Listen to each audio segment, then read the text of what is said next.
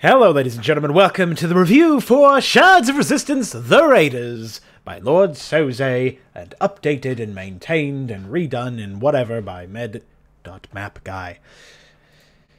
More like med.hey man. Holy moly, this campaign was quite the mess, and I think that part of it can be attributed to the fact that it was updated and re-released by a different creator than the original man.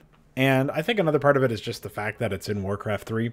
I don't know the exact extent of the changes that came from med.mapguy, and I don't know how different that is from the original version by Lord Soze himself, so I won't comment on who I think is responsible for what. I think somebody in the chat, maybe it was Imperator, said something to the effect of a lot of the new models were chosen by med.mapguy, like a lot of them were new to the version of the game that I played, which is apparently the Platinum version of the campaign, whatever that means.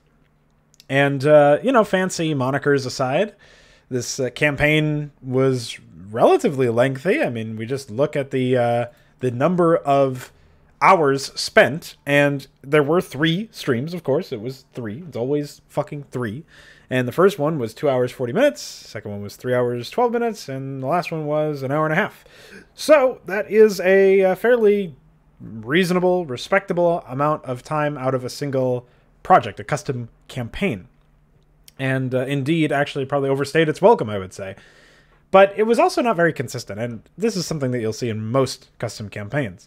This is the first Warcraft 3 campaign I have completed since, I think, the third Arcane book, the one about the undead, the first undead book, because I didn't end up completing the one with, what's it called? The second human one, the one with the really, really long maps that were really drawn out. So it's my first romp with Warcraft 3 since then, and it definitely didn't make me feel all warm and fuzzy inside. Like I was coming back to something that I really was underappreciating. But since I was in the middle of working on a Warcraft 3 project at the time of recording or streaming rather, the initial parts of this playthrough, and indeed that still may be a reality somewhere down the line when I have a bit more free time to devote towards it, I figured why not take a look at stuff that people have made in this engine that isn't Arcane and see, where people's focuses have been. Unfortunately, this really ended up being another micro-focused, hero-centric romp through quite a disaster of a setting where Zerg are here and, they're just showing up out of nowhere because they were summoned by a necromancer because he was upset that a bunch of pansy-ass vampires had taken over Lordaeron and, this, that, and the other thing. So it was quite the perplexing lore in the background. I have a feeling that maybe some of the cutscenes were added in or extended way more than they ought to have been, for sure, by the secondary developer, the re-releaser, the Platinum Man, med.mapguy, as opposed to what Lord Soze initially had. But who knows? Maybe Lord Soze decided he wanted all these cutscenes, because I don't remember in Joe's Quest, which was by med.mapguy, I don't remember a lot of cutscenes in there, a lot of the really long ones, rather.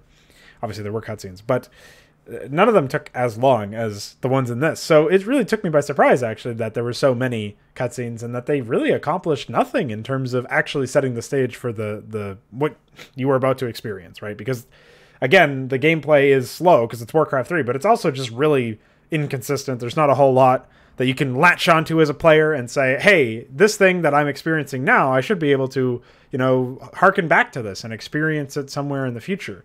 There's obviously some immortal moments, such as the invulnerable Ultralisk, and of course the infested fortified ends. That was really insane. At the very least, it was a spectacle, we'll say. There's a lot of moments where I was like holding my head in shame, super embarrassed for the developers because of stuff like that Yggdrasil, the Overlord model that looked so bad and then like disappeared into its own asshole when it was slain by some wyverns it was gargoyles, and it was just a disaster, man. The whole thing was a mess. None of the Zerg models fit, not that any of the native models fit, not that they used many native models because they used all of these other models that don't fit. So there's just a mess all around. The attachment points were all over the place. Everything was a disaster. Nothing was salvageable. And so I really don't know what else to say about this project on a, initial face value. Is it didn't feel connected thematically with itself. It didn't feel like the missions led into one another gameplay-wise in a way that made sense. Like, the first mission was the pseudo-macro, pseudo-micro mission where you had orcs and you could, like, restock some of your units, but there was no resource gathering in a conventional sense. Instead, you had to, like, steal it from villagers and stuff. And okay, you're raiders. Like, that's the subtitle of the campaign is Raiders, the Raiders. So it makes sense that you'd be raiding and pillaging and stuff. So, okay, well, to some degree, I can sense some thematic consistency, but you have to remember that's after, like, 10, 15 minutes of cutscenes. Like, I didn't sign up to play Eon of the Hawk again, so I don't know why I'm sitting through all that. And sure, I learned some information about the setting, but I would much rather learn it, and I'd retain it a lot better if it was something where I was soaking it up emergently in the middle of gameplay, preferably.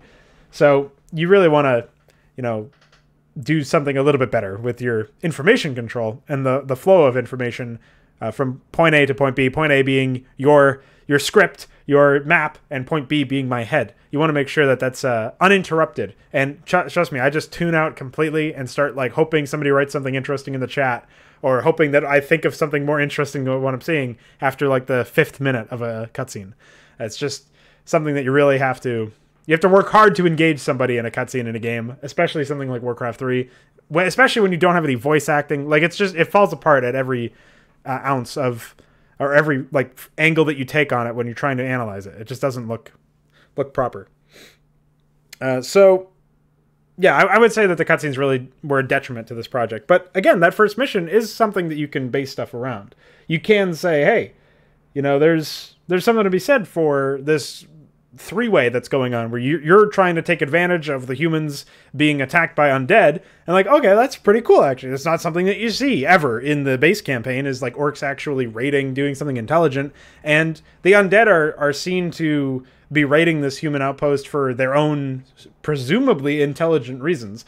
And the humans are obviously trying to defend themselves, which is about as intelligent thing as they can do. So everybody seems to be behaving within the realm of consistency, with like internal consistency of the setting. Like, I don't feel like something is somebody's acting really stupid just for plot convenience, basically. Like something like in StarCraft 2, where the Protoss act like idiots when you're fighting them in Heart of the Swarm, but otherwise they act more intelligent than everybody else. I don't know if it's actually smart objectively when you're playing as them in Legacy of the Void. So like, there's not any disconnect there immediately in the first map, and it also feels to have something of a scale to it because there's, again, that three-way.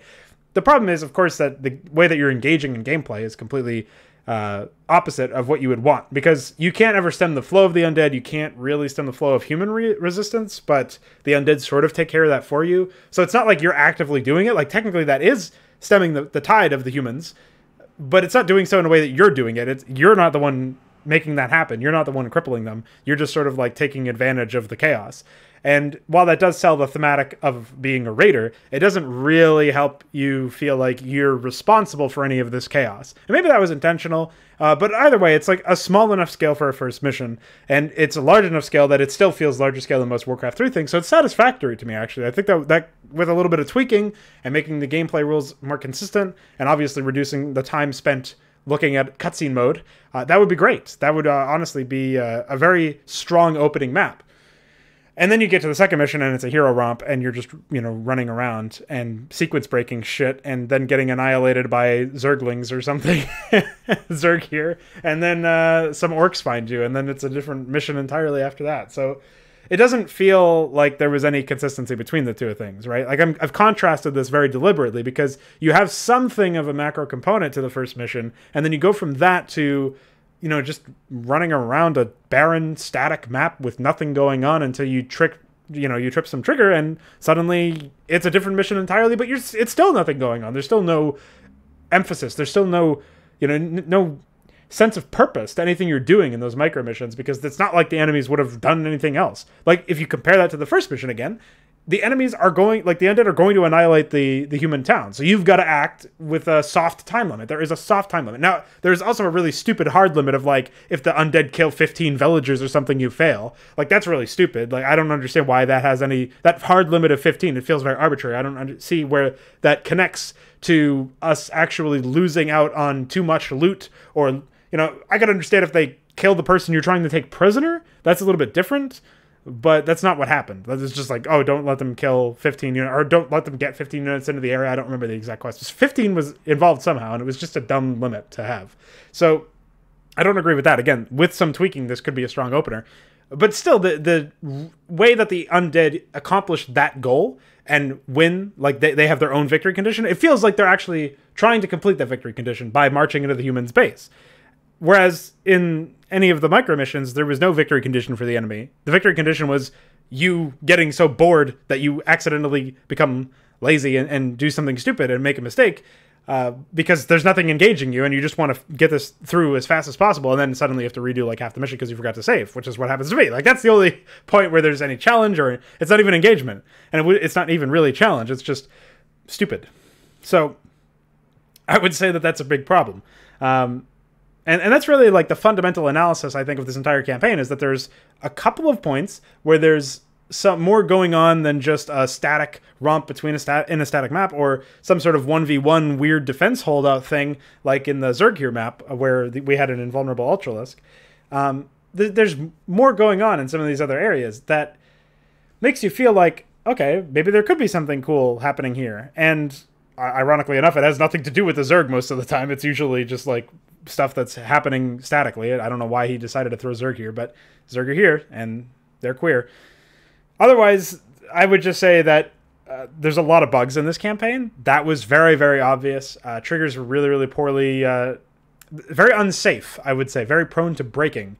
There's obviously a lot of famous scenes now where, like, I think in the third video... Sign on the Anime. Very great name, because of course there are those anime abilities, which, as goofy as they are kind of cool. It's just like they're in service to micro missions mostly. You're not really using them in macro sections, so kind of pointless. I guess I did use them in some technically macro maps, but they didn't end up serving much of a macro purpose, so you know what I mean? But there's these famous scenes where, like, the hero gets I think, what's his name? It's like shit, I already forgot his name, but he's the captain hero, the elf guy who he's got the captain model with the enormous sword that cleaves his own head every time he idles. It's just so obviously fucked, and I don't know why nobody fixed it. But yeah, there's the scene where he dies, quote unquote, and he actually is just like Africanized and also fading in and out of existence. He's just disappearing half the time. It's like, wow, that's one hell of a spell you put on him, Lich. Anyways, aside from a lot of bugs that completely destroyed any immersion, and a lot of the other silly issues of the story, and feeling a lot like things were just there for convenience, especially anything in the micro section that advanced the plot, because you just like fell into a hole somewhere and suddenly there's Zerg here. Like, it feels really cliche and contrived. Like, stuff is happening because it has to happen, not because there's a set of causes and effects. And these are the effects of a cause that you can then reverse engineer, or at least think maybe there is a cause here. Like, why did he fall into a hole? Like, it's just so dumb. It's so tired of stuff like that happening in campaigns, really, at this point. It's just such a tired cliche. And so, yeah, I think I'll just leave you guys with that little nugget of analysis. Anal. So... otherwise, I would just say this campaign was incredibly forgettable, actually. There are some really, really funny elements to it, especially all the bugs. And I did play this on, I think, 1.26, so not the most recent version. Oh, what has to be said is that fireball spell actually does destroy your CPU. So I don't know how they managed to screw that up, but there's so many memory leaks in that spell that the more you use it, the lower your FPS gets, and it doesn't fix unless you restart the game, so... or maybe it fixed when I reloaded the campaign. I can't actually remember. I may have just played the entirety of the first stream with that spell destroying my computer. I don't remember, honestly. But that was like the only AoE spell that particular guy had. It made that one gimmick section in the third mission where you had to block pathing in order to win, to hold out against all of the skeletonies and stuff. It made that one section really annoying, because the AoE would have really helped you out there in a more even-keeled fight, but can't do it. So that was silly. That was very stupid. I felt like a lot of the heroes in general weren't really as useful as they probably ought to have been. And I don't understand why he decided to make the god a sheep. Like that, it really just blows my brain. I don't know how he managed to do that one, or why he managed to do that one. That really, in particular, destroys any sense of investment you can have in the story, because it's obvious that at that point it doesn't take itself seriously. At least you'd think, like, that's your initial reaction, but then it at other times seems to want you to take it seriously. And so it's a disconnected, inconsistent storytelling mechanism. And maybe he was trying to do a subversion of expectations. He being Lord Soze, I assume, was the original writer and the one who made it as Sheep God, but maybe for all I fucking know, it was Map Guy's fault, and this is actually the best campaign ever made for Warcraft 3, but nobody will know because Map Guy destroyed it all. I don't know.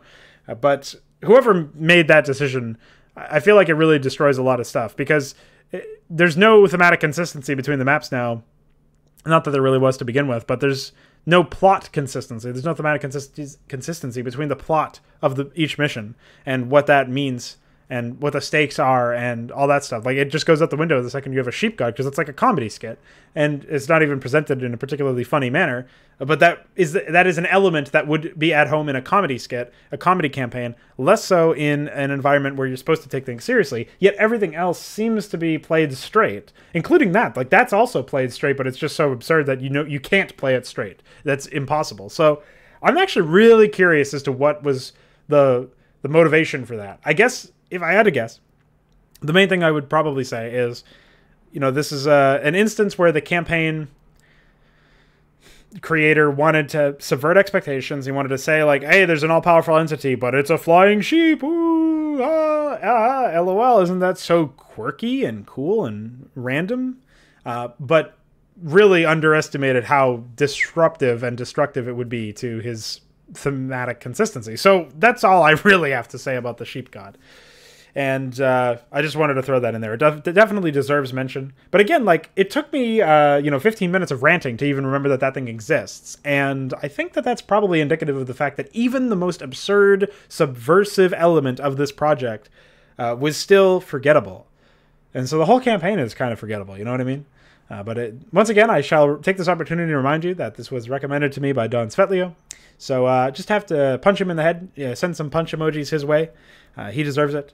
Now, aside from that, I hope that the next Warcraft 3 endeavor that I have will be a little bit more thematically consistent, a little bit more enjoyable. But as I believe the next one will be a really old campaign with horrible voice acting called Nature's Call, I do not have much faith in that. However, after Nature's Call, we will be getting started with the Wanderers of Sorceria. I will try to wait for the next big patch that Razorclaw X is planning, because that is still being updated and maintained to this day, so it should be possible with the newest version of the game to run that campaign, so that'll be very exciting. And I hope that you guys will enjoy that production. So, I'll see you guys later, and this has been Shards of Resistance, The Raiders, by Lord Soze and Map Guy. What a disaster.